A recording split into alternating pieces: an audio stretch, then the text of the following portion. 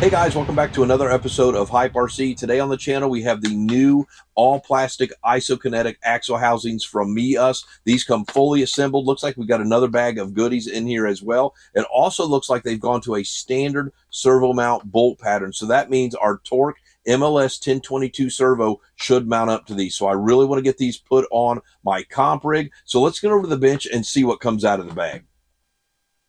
All right, guys, so let's go ahead and take an up-close look at these new nylon axles from MEUS. Now, both of these are 10 millimeters wider than the standard ones. Looks like we have a very nice diamond-shaped design to glide over the top of the rocks, reinforcement ribs here on the top, an aluminum diff cover. Looks like ball bearings throughout with very nice brass hexes on the end as well. Let's check out the front axle. So there are the double-jointed CVDs in here that give you 52 degrees of turning angle, reinforcement ribs here as well, aluminum diff covers on the front, and then very nice heavy duty brass knuckles and hexes on here. So MEUS has done a fantastic job with this design. Now you get a lot in this bag. It looks like we get an aluminum adjustable servo mount, an aluminum link riser. This is a 14% underdrive for the rear of the vehicle, steering links as well, and then of course all the other added hardware to go ahead and get these mounted up, and then of course the MEUS decal sheet. Now let's go ahead and check this out because this does look like the standard pattern.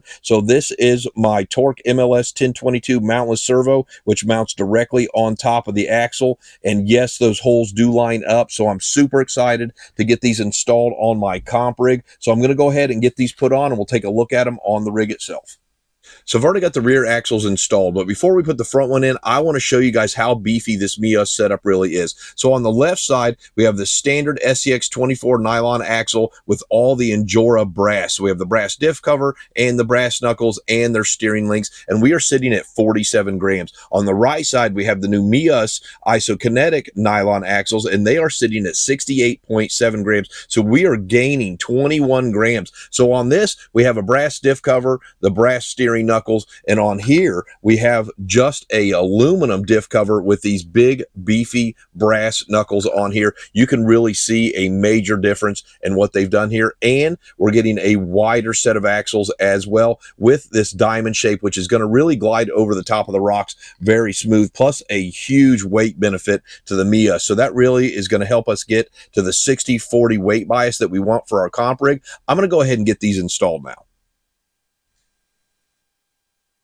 So I got both the axles installed on my Class 2 comp rig, and honestly, this design is exactly what I wanted to complete this build. I wanted nylon axle housings to be able to slide over the top of the rocks nice and easy. We got the brass hexes on the front and rear, big heavy-duty brass knuckles, 52-degree turning radius, which is going to turn much sharper than the other ones I had, the original bolt pattern for my servo, so I could run the TORQ MLS-1022 and get all that articulation and clearance up here in the front. And then these are 10 millimeter wider, which is going to help me side hill much better with this rig. So I'm very happy with the way this has come out. So we're going to go ahead and get the wheels and tires and body on this. We're going to get a weight on it with the battery in. Now it is snowing outside, so we're going to have to run some indoor obstacles today. I'm going to get the batteries charged up and we're going to take this dude out for a crawl.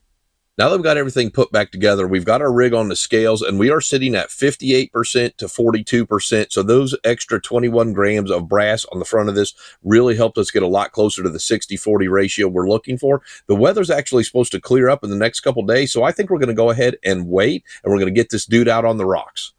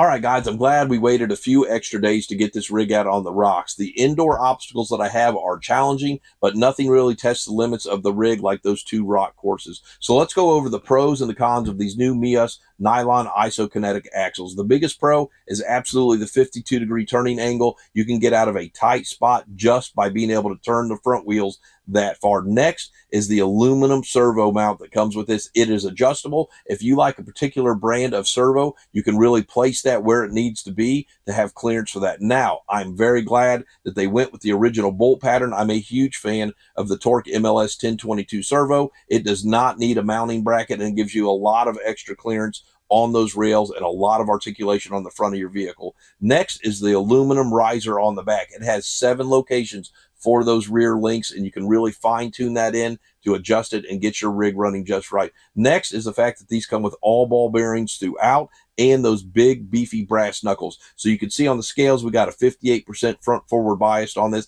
I think it is sitting perfect. I'm not going to try to add extra weight to hit that magical number of 60 because I think that this one is sitting just where it needs to be. Then you also get the brass hexes, which is an added bonus. And then the best thing about these is you get those 14% underdrive for the rear of the vehicle. You could see this walk that 18th scale course upgrade with no issues. The front tires just bit in and pulled the rear end right up. It's the only SCX24 I have that can walk that 18th scale course with absolutely no issues. So fantastic job from MEUS on this. And then we get to the cons. And I really went over these with a fine-tooth comb, and I really can't come up with a specific con. The only thing I can think of, these are 10 millimeters wider. So if you were to run maybe like a large 70 and you turn 52 degrees, it might have some body rub on it. But this is a class 2 rig. You can run 64 millimeter tires, and I have no issues with turning and rubbing at all. So again, fantastic job by MEUS. Really like these. If you're looking for